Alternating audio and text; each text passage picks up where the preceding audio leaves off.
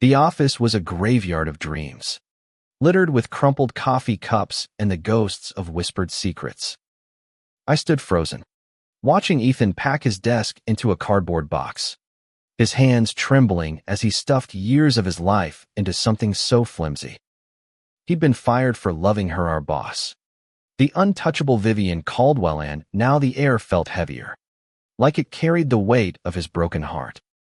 My name is Lucas Hart, 25, a junior analyst at Caldwell Enterprises, a sleek Manhattan firm that churned out financial reports like a machine. Ethan, my closest friend here, had been reckless, confessing his feelings to Vivian in a moment of desperate courage. The fallout was swift. HR called it a breach of professionalism, and by noon, he was gone. I should have been angry at him for risking everything, but I couldn't, because I was drowning in the same forbidden sea, my heart tethered to someone just as untouchable, Amelia Pierce, my own chief, the woman who ran our department with a fire that made my pulse race. Amelia was 32, sharp as a blade, with dark eyes that could unravel you in seconds. She wasn't just my boss. She was the gravity that kept my world spinning. I'd spent months hiding my feelings, burying them under spreadsheets and late-night emails. But Ethan's firing cracked something open inside me. If love could destroy him, what chance did I have? Yet, every time Amelia leaned over my desk, her voice low and warm, pointing out a flaw in my work, I felt alive in a way I couldn't explain. That evening, the office was quiet, the hum of computers fading as the last employees trickled out. I lingered, pretending to finish a report, but really, I was waiting for her. Amelia emerged from her office, her navy blazer slung over one shoulder, her hair catching the glow of the city lights outside. "Lucas, you're still here?" she asked, her tone teasing but soft, like she knew I had no good reason to stay. "Just tying up loose ends," I lied, my voice catching. She tilted her head, studying me, and for a moment, I swore she saw the chaos of my heart. "You look like you've got something to say," she added, stepping closer. My breath hitched. I wanted to tell her everything, to spill the truth like Ethan had, but the memory of his cardboard box stopped me. Instead, I smiled weakly and said, "Just tired." She nodded, but her eyes lingered, searching. "Get some rest, Lucas. Tomorrow's a big day." She walked away, her heels clicking against the marble floor, leaving me alone with the weight of what I hadn't said. I didn't know then that tomorrow would change everything, that a single moment would push me toward a choice I couldn't undo. The next morning, the office buzzed with tension. Vivian Caldwell, the CEO, swept through like a storm, her presence commanding silence. She called a meeting, her voice cold as she addressed Ethan's departure. "Professional boundaries exist for a reason," she said, her gaze slicing through the room. "Cross them, and you're out." I felt her words like a warning aimed at me, though she couldn't know about my feelings for Amelia. Could she? Amelia sat across from me, her expression unreadable, but I noticed her fingers tighten around her pen. Did she feel the same pressure I did? The same fear? I wanted to ask her, to bridge the gap between us. But the meeting dragged on, and soon we were back to our desks, buried in numbers. Still, I couldn't shake the feeling that something was coming, a reckoning I wasn't ready for. That afternoon, I found a note on my desk, slipped under a stack of papers, scrawled in Ethan's messy handwriting. It read, "Don't make my mistake. But don't let fear win either." My heart pounded. He'd known about my feelings for Amelia, though I'd never said a word. His warning was a spark, igniting something reckless in me. I glanced at Amelia's office, her silhouette moving behind the glass. I couldn't keep hiding. Not anymore. By evening, I was a mess of nerves, pacing the empty office. Amelia was working late again, her light the only one still on. I knocked on her door, my pulse roaring in my ears. "Come in," she called, and I stepped inside, the air thick with the scent of her coffee and the weight of my unspoken words. She looked up, surprised but not displeased. "Lucas, what's wrong?" I opened my mouth, but the words caught in my throat. "How do you tell your boss you love her when the last person who tried lost everything?" I need to talk to you," I stammered. Her brow furrowed, but she nodded, setting her pen down. "Okay," she said, her voice steady but curious. "Talk." I took a breath, my heart on the edge of a cliff. "It's about us," I said, and the world stopped. Amelia's eyes widened, but she didn't interrupt. The silence stretched, heavy with the weight of my words. I'd crossed a line, and there was no going back. "Us," she repeated, her voice soft but edged with caution. "Lucas, what are you saying?" I swallowed hard, my hands clenching at my sides. "I know what happened to Ethan," I said, my voice barely above a whisper. "I know why he was fired. And I know I shouldn't feel this way, but I do. I can't stop thinking about you, Amelia. Every day, every moment I'm here, it's you." Her expression shifted surprise, then something unreadable, like a storm gathering behind her eyes. She stood, moving around her desk, closing the distance between us. "Lucas," she said, her voice low, "you need to be careful. You saw what happened to Ethan. This isn't just about feelings. It's about power, rules, consequences." "I know," I said, my voice cracking. "But I can't keep pretending I don't feel this. I see you, Amelia, not just as my boss, but as the person who makes me want to be better, who makes me feel like I'm not just a cog in this machine. I'm scared, but I'm more scared of never saying it." She looked away, her jaw tight, and for a moment, I thought I'd lost her. But then she sighed, her shoulders softening. "You're not the only one who's scared," she admitted, her voice barely audible. "But this is dangerous, Lucas. For both of us." Her words hit me like a lifeline and a warning all at once. She hadn't rejected me outright, but she hadn't welcomed it either. We stood there, caught in a fragile moment, the city's lights glittering outside her window like a world that didn't care about our rules. "What do we do?" I asked, my voice raw. "I don't know," she said, and the honesty in her voice broke me. "But we can't do this here. Not now." She stepped back, reestablishing the distance between us. But her eyes lingered on mine, and I saw something there, something that wasn't just fear. The next few days were torture. Amelia was professional, distant, but there were moments her hand brushing mine as she handed me a file, a glance that lasted too long that told me she was wrestling with this as much as I was. I threw myself into work, trying to drown out the ache, but Ethan's note burned in my pocket. "Don't let fear win." One evening, as I was leaving, I found Amelia waiting by the elevator.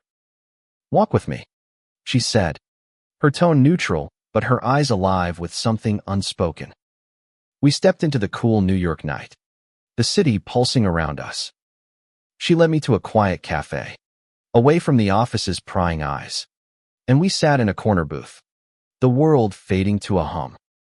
"Lucas," she began, her voice steady but vulnerable, "I need you to understand something. I've worked too hard to get where I am.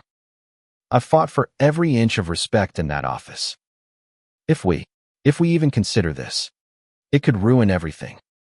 For me, for you." "I know," I said, my heart sinking. "But isn't it worth trying? Isn't it worth fighting for?" She looked at me, her eyes searching mine, and for the first time, I saw her walls crack. "Maybe," she whispered, "but we have to be smart.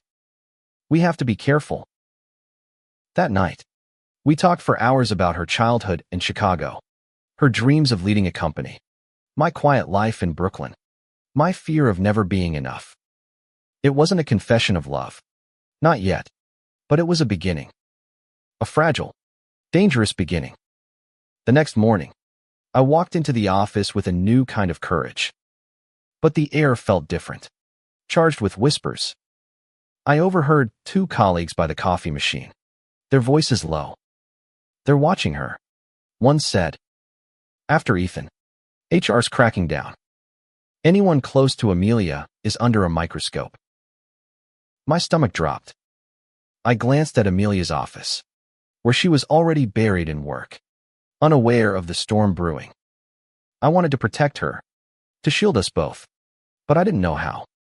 All I knew was that I couldn't lose her not when we'd just found something worth fighting for. The office became a minefield. Every glance, every moment I spent near Amelia felt like a risk. Yet I couldn't stay away. Her presence was a magnet, pulling me closer even as the whispers grew louder. HR had tightened their grip, and the rumors about Amelia were relentless. Some said she'd encouraged Ethan's feelings, others that she was too soft on her team. None of it was true, but truth didn't matter in a place like this. I tried to focus on work, but my mind kept drifting to her. Last night's conversation in the cafe had changed something between us. We hadn't crossed any lines. Not really. But the air between us crackled with possibility. I caught her watching me sometimes, her expression a mix of warmth and worry, and it made my heart ache with hope and fear. One afternoon, Vivian Caldwell called me into her office. My pulse spiked as I stepped inside, the glass walls offering no privacy. She sat behind her desk, her posture perfect, her eyes cold. "Lucas," she said, her voice like ice, "you've been doing good work. But I've noticed you're close to Amelia. Too close. Perhaps." I froze, my mouth dry. "We're just colleagues," I said, but the lie felt thin, even to me. Vivian's lips curved into a smile that didn't reach her eyes. "Good. Keep it that way. This company doesn't tolerate distractions." Her words were a blade, sharp and precise, and I left her office feeling like I'd been cut. That evening, I found Amelia in the break room, staring out the window. Vivian spoke to me too. She said before I could say anything, "She's watching us. Lucas. She knows something." Her voice was steady, but her hands trembled slightly, betraying her fear. "What do we do?" I asked, stepping closer, though I knew I shouldn't. She turned to me, her eyes fierce. "We keep our heads down. We do our jobs. And we don't give them anything to use against us." But keeping my head down was impossible. Every moment with her felt like a rebellion, a defiance of the rules that bound us. We started meeting in secret lunch breaks in crowded delis, late-night walks through Central Park, moments stolen where no one could see. Each one was a risk, but each one made me feel alive. One night, under the glow of a street lamp, she stopped walking and turned to me. "Lucas," she said, her voice soft. "Why me? Why risk everything for this?" I didn't hesitate. "Because you see me," I said. "Not just the analyst. Not just the guy at the desk. You make me feel like I matter." Her eyes softened, and for a moment, I thought she might kiss me. But she stepped back, her expression torn. "I feel it too," she admitted. "But this could destroy us. You know that, right?" "I know," I said, my voice breaking. "But I'd rather burn than live without trying." The next day, the office was chaos. A major client had pulled out, and Vivian was on a warpath, blaming Amelia's department. I watched as Amelia took the heat, her voice calm but her eyes blazing with frustration. I wanted to defend her, to tell Vivian she was wrong, but I knew it would only make things worse. After the meeting, I found her in her office, her head in her hands. "I can't do this," she whispered. "I can't keep fighting them and hiding us at the same time." I knelt beside her, my heart breaking. You don't have to do it alone. I said. I'm here. I'm not going anywhere. She looked at me, her eyes wet with unshed tears. And for the first time, she reached for my hand. Her touch was electric, grounding me in a way I hadn't known I needed. Okay, she said, her voice barely audible. Okay. But the storm was closing in. That night, I got a text from Ethan. They're coming for her. Be careful. My blood ran cold. I didn't know what he meant, but I knew we were running out of time. Ethan's text haunted me. I didn't know how he knew, but his warning felt like a noose tightening around us. The next morning, I walked into the office with a knot in my stomach, scanning every face for signs of betrayal. Amelia was already there, her expression composed but her eyes tired.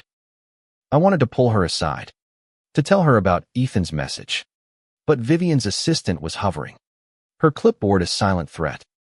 The day dragged on, each hour heavier than the last. I buried myself in work, but my mind was on Amelia. During a break, I slipped into her office, closing the door behind me. Ethan texted me. I said, keeping my voice low. He says they're coming for you. Her face paled, but she didn't flinch. I'm not surprised, she said. Vivian's been looking for a reason to push me out. I've been too vocal, too independent. And now, us. She gestured between us, her voice breaking on the last word. What do we do? I asked, my heart racing. She took a deep breath, her eyes hardening with resolve. We fight, she said. But we fight smart. We can't let them win. That night, we met at a dive bar in Brooklyn, far from the office's reach. Over cheap beers, we planned.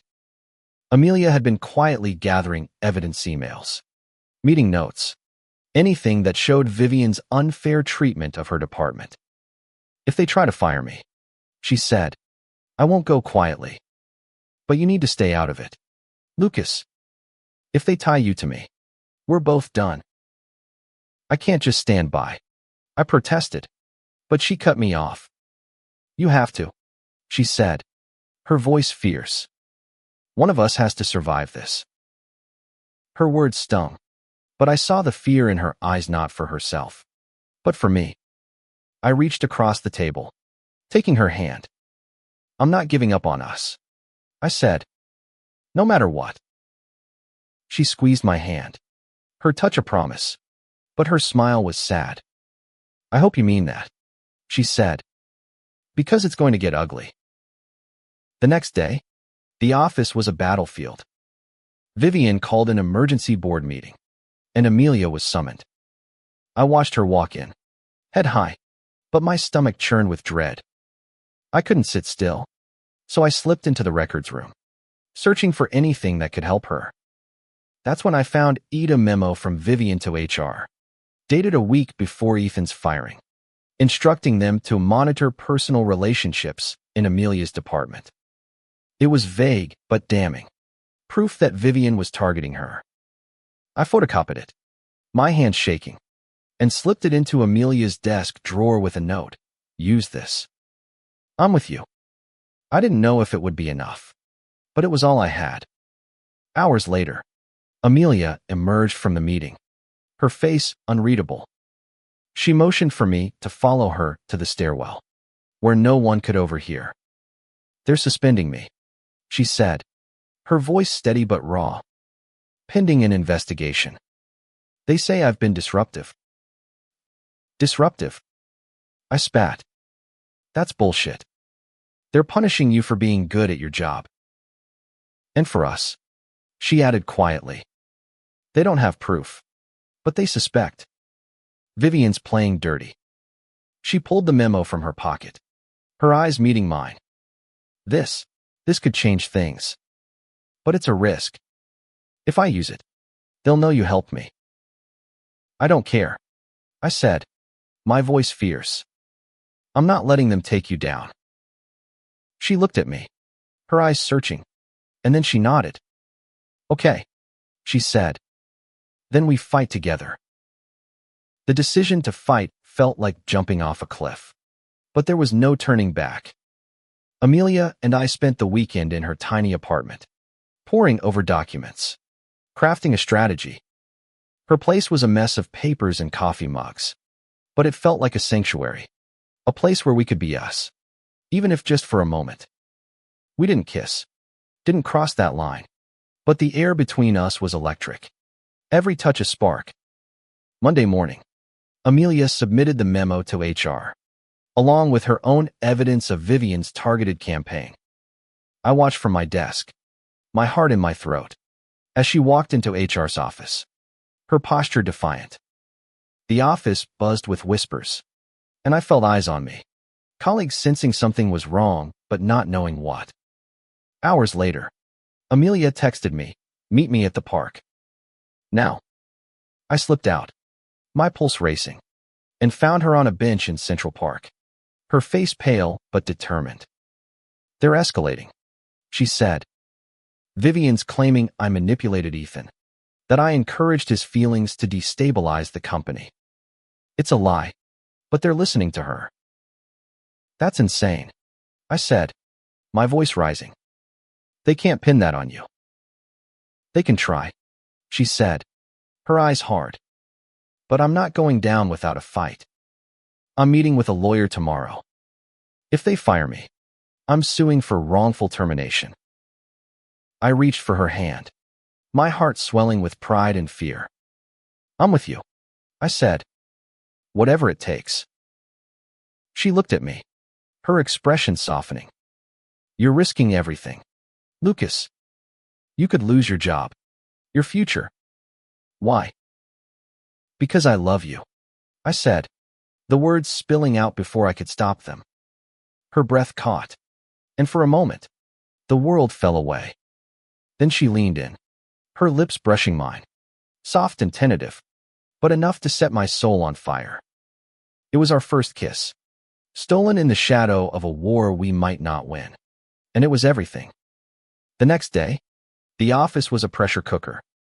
Vivian was absent, but her presence lingered, her allies watching us like hawks. Amelia was called into another meeting, and I waited, my stomach in knots. When she emerged, her face was grim. "They're offering me a deal," she said. "Resign quietly, or they'll drag this out, ruin my reputation." "Don't take it," I urged. "You've got the evidence. You can fight this." She nodded, but her eyes were haunted. "I know, but it's not just about me anymore. If they find out about us, they'll destroy you too." "I don't care," I said, my voice fierce. "I'm not letting you face this alone." That night, we met again, this time at my apartment. We didn't talk about work, didn't talk about the fight. We just held each other, her head against my chest, the world outside fading away. For the first time, I felt like we could do this, like we could face anything, as long as we were together. But the next morning, everything changed. I walked into the office to find HR waiting at my desk. "Lucas Hart," the officer said, his voice cold. "We need to speak with you. Now."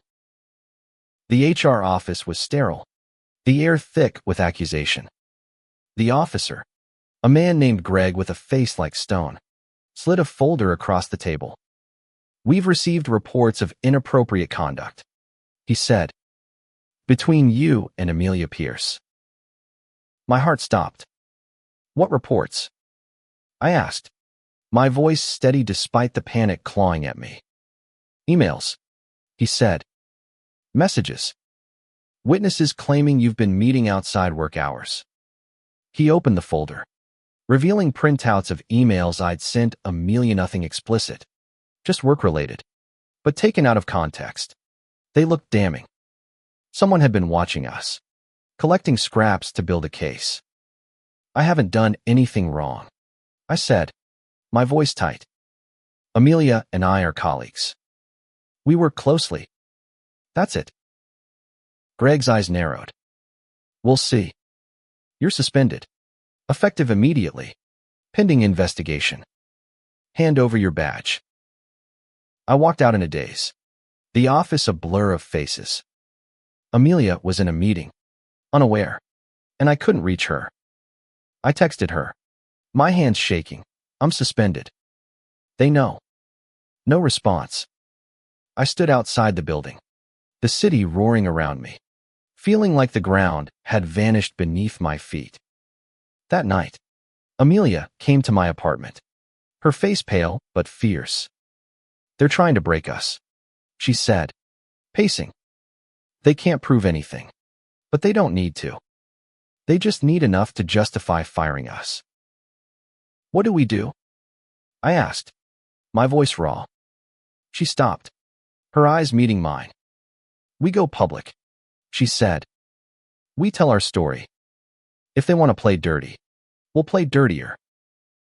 The idea terrified me, but I nodded. Okay. How? I know a journalist, she said. Someone who covers corporate corruption. We give her everything, the memo, the emails, the truth about Vivian's vendetta. We expose them. It was a gamble, one that could ruin us both, but I trusted her. The next day, we met the journalist, a woman named Claire with a sharp smile and sharper questions. We told her everything: Ethan's firing, Vivian's targeting, our feelings for each other. Claire listened, her pen flying across her notebook. This could be big, she said, but you need to be ready for the fallout. We were. Or at least, we thought we were. The story broke 2 days later. A scathing expose in a major outlet, naming Vivian and Caldwell Enterprises. The office erupted, colleagues whispering, phones buzzing with notifications. Amelia and I stayed away, holed up in my apartment, watching the chaos unfold online. But Vivian wasn't done. That night, she released a statement, claiming Amelia had orchestrated a smear campaign to cover her own misconduct. The lies were vicious, painting Amelia as manipulative, me as her pawn. My phone lit up with messages: friends, family, strangers, some supportive, others cruel. The world was watching, and it felt like we were drowning. Amelia sat beside me, her hand in mine. We knew this would happen, she said, her voice steady despite the tears in her eyes. We just have to hold on. I squeezed her hand, my heart aching but resolute. We will, I said. Together. The fallout was brutal. Social media was a battlefield, with hashtags pitting us against Vivian. Some called us brave, others reckless. My inbox overflowed with vitriol, but there were glimmers of support: former colleagues, strangers who'd faced similar battles. Even Ethan, who emailed me, "You did what I couldn't. Keep fighting." Amelia's lawyer was a bulldog, filing the wrongful termination suit the day after the expose. We spent hours preparing, combing through evidence, reliving every moment that led us here. It was exhausting, but being with Amelia made it bearable. We'd steal moments between the chaos: quiet dinners, walks at dawn, her laughter a lifeline in the storm. One night, as we sat on my couch, she turned to me, her eyes soft. "Do you regret it?" she asked. "Any of it?" "No," I said, my voice firm. "I'd do it all again for you." She smiled, leaning in to kiss me. And this time, there was no hesitation, no fear. It was just us, two people who'd chosen love over safety. Consequences be damned. The hearing was set for a Friday, and the days leading up to it were a blur. The office was a ghost town, morale shattered by the scandal. Vivian was under pressure, her board questioning her leadership. Our story had sparked a broader conversation about power, love, and the cost of honesty in a corporate world that demanded silence. The night before the hearing, Amelia and I sat in her apartment, going over her testimony. She was nervous, her hands fidgeting, but her resolve was unbreakable. Whatever happens tomorrow, she said, I'm glad it's with you. I pulled her close, my heart full. We'll get through this, I said, no matter what. The hearing was a circus, reporters crowding the courthouse steps. Amelia took the stand, her voice clear and strong, laying out Vivian's campaign against her. She presented the memo, the emails, the truth. I testified too, my voice shaking but honest, telling the world I loved her and wouldn't apologize for it. Vivian's lawyers fought dirty, twisting our words, but the evidence was overwhelming. By the end of the day, the judge ruled in our favor. Amelia's suspension was lifted, and she was awarded damages for defamation. Vivian was ordered to step down, her reputation in tatters. We walked out of the courthouse hand in hand, the cameras flashing, the world watching. It wasn't a perfect victory. Our careers at Caldwell were over, the scars too deep to return. But we'd won something bigger, the right to be us. Unapologetically. The weeks after the hearing were a whirlwind. Amelia and I moved to Brooklyn, away from the corporate jungle, starting fresh. She took a job at a nonprofit, fighting for workplace equality, her passion igniting a new fire in her. I freelanced, building a portfolio from scratch, finding freedom in the uncertainty. We weren't rich, and the scars of the battle lingered. Whispers followed us, and some doors stayed closed. But we had each other, and that was enough. Our apartment was small, cluttered with books and dreams, but it was ours. Every night, we'd cook together, laugh, argue, love, building a life that felt real. One evening, as we sat on our tiny balcony, the city sprawling below, Amelia turned to me. Do you think it was worth it? She asked, her voice soft. I looked at her, the woman who'd changed my world, and smiled. Every second, I said, you're my home. She leaned against me, her warmth grounding me, and we watched the sunset, the sky painted in hues of hope. Ethan's firing had been the spark, the warning that could have broken us. Instead, it forged us, teaching us that love real, messy, defiant love was worth any price. We weren't just survivors. We were fighters, carving out a space where we could be whole. And as the city hummed below, I knew we'd face whatever came next, together, unafraid. Years later, I'd think back to that office, to the cardboard box and the rules that tried to cage us. I'd remember Ethan's note, Amelia's courage, our stolen moments. And I'd know, without a doubt, that we'd chosen right. Love wasn't just a risk, it was the only thing that mattered.